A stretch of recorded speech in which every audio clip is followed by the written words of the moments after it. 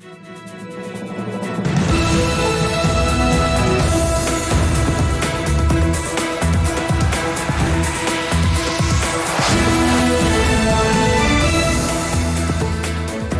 good evening. This is TV7 Israel News broadcast to you from Jerusalem. And in today's top stories, Israeli Special Operations Forces apprehended dozens of terror suspects as the prolonged counter-terror operation Wavebreaker persists.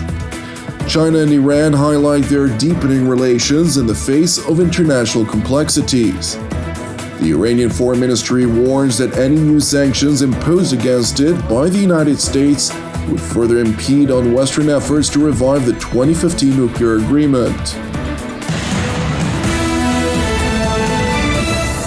IDF, ISA, or Shin Bet, and Israel Police Special Operations Forces conducted counterterrorism activities in a number of locations throughout the West Bank districts of Judea and Samaria.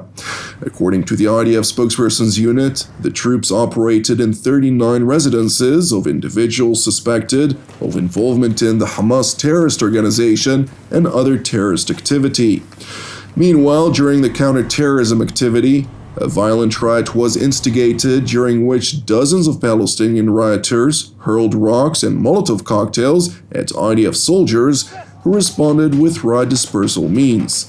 And while no injuries were reported among the Israeli troops, overnight a total of 13 wanted suspects were apprehended and transferred to security forces for further questioning. It is important to know that over the course of the past month, several dozens of Palestinian terror suspects were arrested as part of the prolonged counter-terror operation Wavebreaker. And while the Israeli defense establishment continues to root out terror elements, which festered over the years throughout the so-called West Bank territories, the IDF published late last week footage purporting to show Hamas military infrastructure which it placed in close proximity to civilian infrastructure, including schools, universities, mosques, and commercial factories. While Hamas naturally denied Israel's proven allegations, Israeli Defense Minister Benny Gantz, after concluding a tour of Israel's southern sector, highlighted the imperative for a clear international response without delay. צה"ל חשף לעיני העולם דוגמאות לעומק השימוש של חמאס באוכלוסייה האזרחית שאותה הוא בוחר להעמיד בתוך האש. חמאס יורה מתוך אוכלוסייה אזרחית לעבר אוכלוסייה אזרחית. כפי שישראל נחושה להביא לשקט וליציבות, כך נהיה נחושים לפגוע בכל מטרה צבאית של חמאס וארגוני הטרור המאיימים על אזרחי ישראל. העולם כולו צריך להיחשף לפשעים שמבצעת חמאס ולגבות ממנה את המחיר הכבד כבר היום. Israel's latest exposure of Hamas's placement of military infrastructure within civilian neighborhoods is nothing new, nor is the deafening silence emanating from the international fora. Rather than condemning Hamas for its repeated breaches of international law, a UN Security Council meeting on the Middle East focused on the implementation of Resolution 2334, which was adopted on the 23rd of December of 2016, in which it defined Israeli settlements built on what the document refers to as Palestinian territories occupied since 1967, including East Jerusalem, as illegal and an obstacle to peace.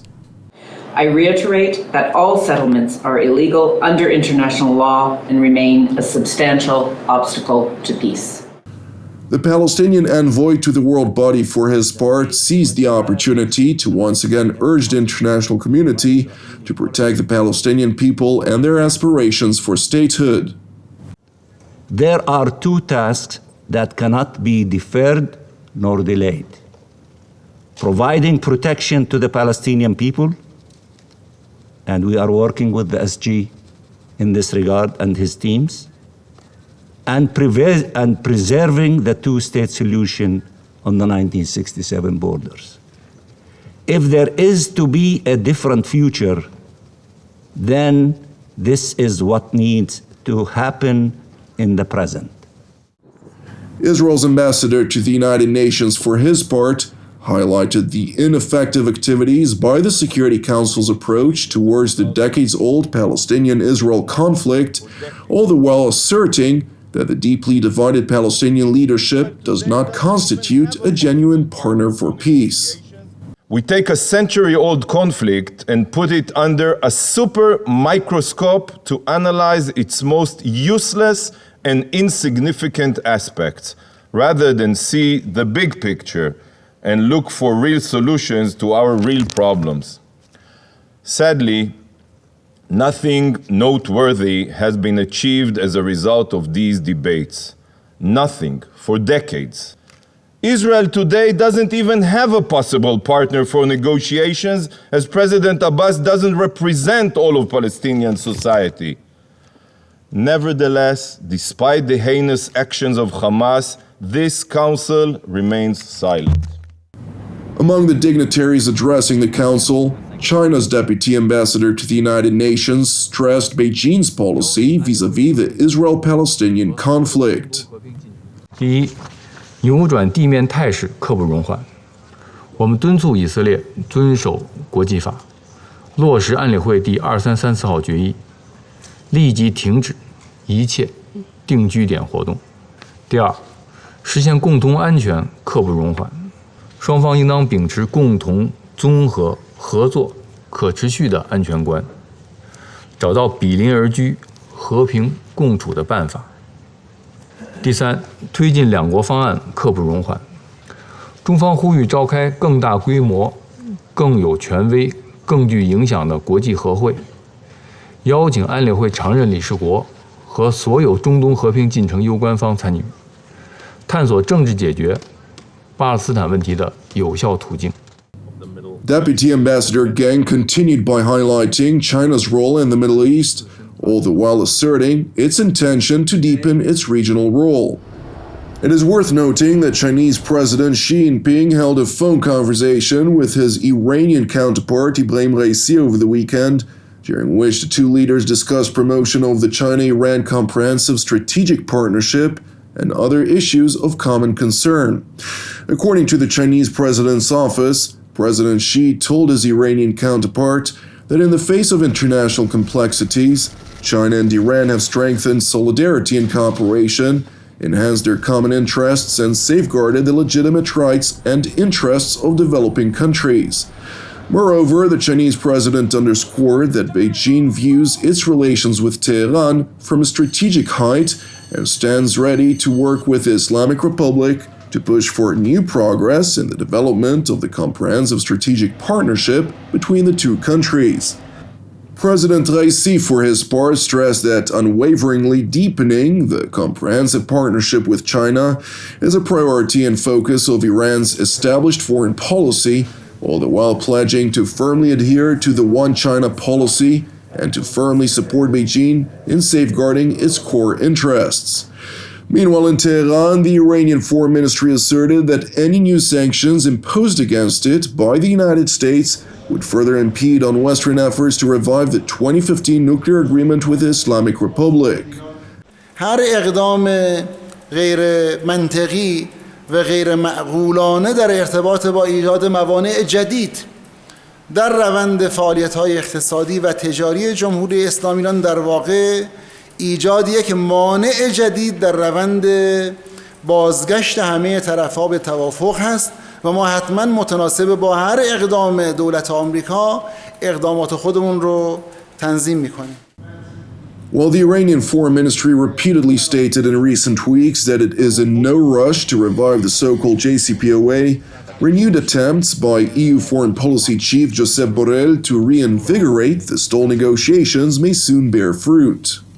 بعد از تبادل پیام‌ها و دیدگاه‌هایی که در روزهای اخیر رخ داد و در هفته گذشته رخ داد و بررسی‌هایی که روی متون پیشنهادی انجام گرفت، این احتمال وجود داره که ما در آینده نزدیک بتونیم در خصوص تعیین زمان مذاکرات هم به یک نتیجه برسیم و احتمالاً دور جدیدی از مذاکرات رو شاهد باشیم. جمهوری اسلامی ایران دستیابی به توافق رو یک راهبرد جدی میدونه، به مذاکرات تاکتیکی نگاه نمیکنه و معتقده که دستیابی به توافق میتونه هم منافع ما و هم منافع طرفهای توافق رو انشالله تأمین بکنه.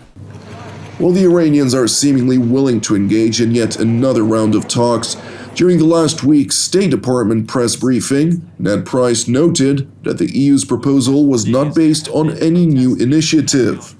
We will be in touch directly, and we have been in touch directly with our European partners on this. We're reviewing that.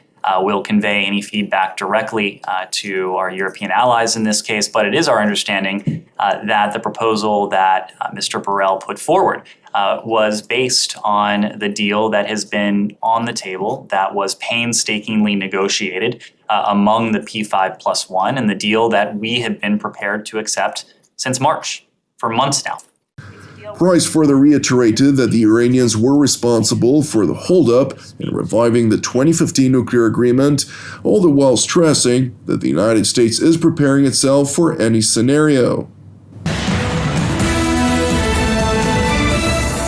Thank you for watching TV7 Israel News. As we have returned to our regular broadcast schedule today, it is crucial for us, of course, to also highlight that TV7 Israel is a donation-based ministry. Therefore, if you're blessed by our productions, please consider making a financial contribution that in turn will enable us to sustain our ongoing operations. Additionally, I would like to encourage you, pray for our persecuted brothers and sisters worldwide, and for the peace of Jerusalem and the salvation of Israel. I'm Jonathan Hassan, wishing you a Shavua Mevorach, and we will see you again tomorrow at the same time.